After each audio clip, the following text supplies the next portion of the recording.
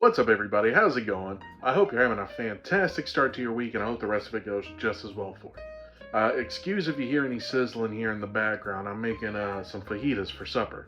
My fajitas! Past weekend, I promised you a video, so here that is. This is going to be another Rough and Ready original. This is a kind of a play on a silk pie, but is a chocolate espresso pie. Now, what it is, it's a graham cracker crust with a chocolate ganache on top of it, and then the coffee mixture, almost like a custard, sitting on top of that ganache. So, let me know what you think. If you have any comments or suggestions, let me know down in the comments below. It's getting close to Thanksgiving, so if you're looking for a good apple pie recipe, I could probably provide that to you. I know I got a couple of apple recipes in the pipeline, and then I'm going to be doing some other events. So we shall see. As always, I appreciate your time. Let me know what you like, and I will see you again next time.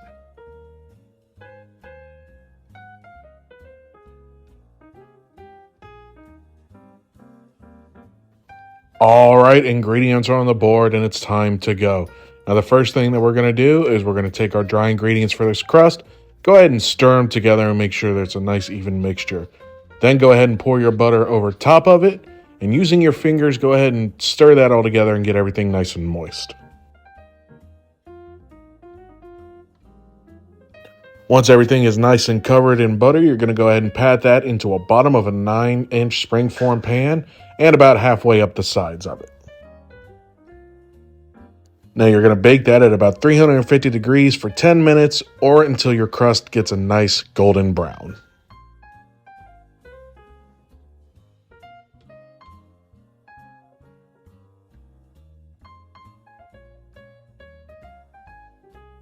Next thing you're going to work on is your ganache layer, and all you're going to have to do is, using a double boil method, you're going to go ahead and melt your chocolate and your butter together.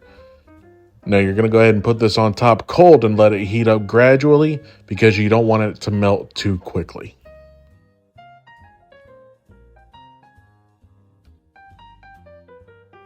Now once things do begin to melt, you're going to slowly add your cream and your vanilla, and you're going to stir it all up until everything is nice and smooth.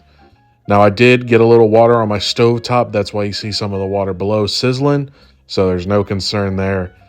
Just make sure that your chocolate is nice and smooth and there's no lumps of butter hiding in the bottom of your ganache.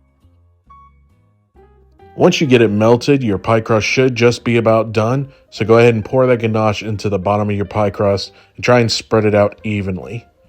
Once all that's done, go ahead and set it to the side.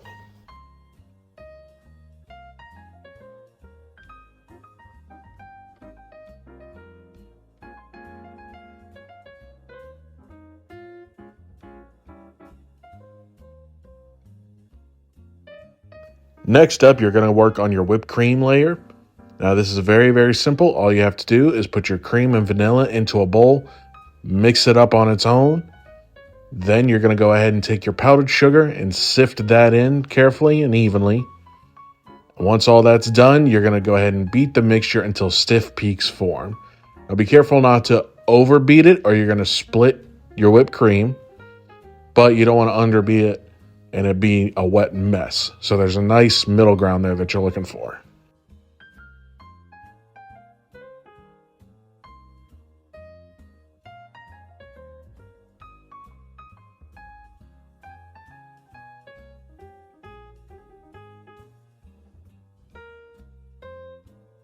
Next up is your actual coffee layer. Now the first thing you're going to do is you're going to beat your cream cheese until it's smooth, and then you're going to go ahead and scrape down the sides.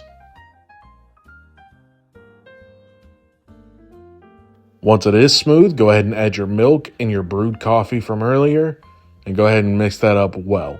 Now it's not going to be completely mixed in. That is 100% okay. We're going to get all the chunks out later.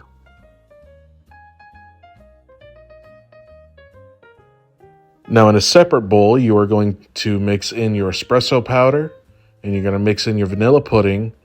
Make sure everything, again, is nice and evenly mixed. And then you're going to go ahead and pour that into your milk mixture.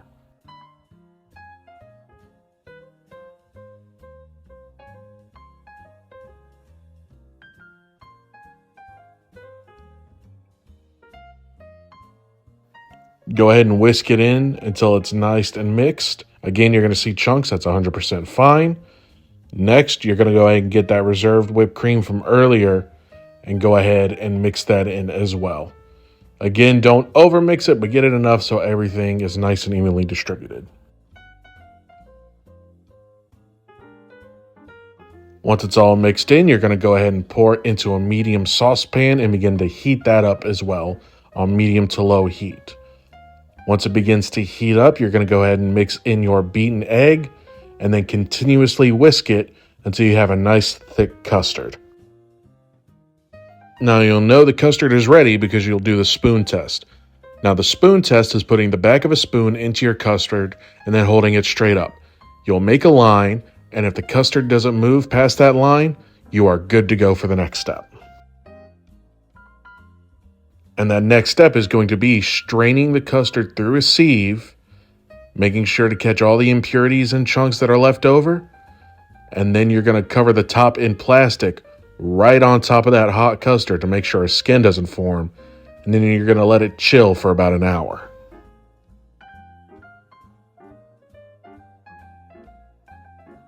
Now, once that hour is up, you're going to go ahead and take it out of the refrigerator, whisk it up again to loosen it up a little bit, and then you're going to pour that over your prepared pie from earlier. Now, you're going to want to refrigerate this overnight to let it set, but in the morning, you can add the rest of your whipped cream, decorate it however you want, and add some chocolate chips to the top of it just to make it a little fancy. Now, if everything was done right, when you remove the edge of that springform pan, everything is going to sit up straight and it's going to look beautiful. One last bit of advice: before you open the side of that spring pan, go ahead and run a knife around the edge to make sure that nothing is stuck there so you don't crack the crust like I did. Again, baking's all about experimentation and lessons, and that was the lesson I learned. But you should have something similar to this. I hope you enjoy, and I will see you again next time.